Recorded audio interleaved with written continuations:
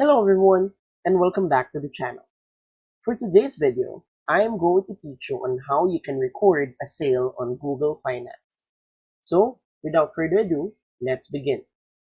First, open your web browser and go to google.com/finance and log in to your Google account. Once you're inside your main dashboard, we're going to go to your portfolios. To do that, simply select right here. As you can see, these are the existing portfolios that you have. On one of the lists, I'm going to select one which is Workspace. Under my Workspace portfolio, you can see all the investments that I have right here. Now, by choosing one, let's say I'm going to choose Tesla.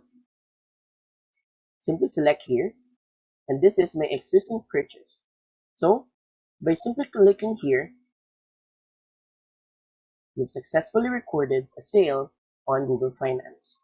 So, if you click here, you can simply add another one. And that's it.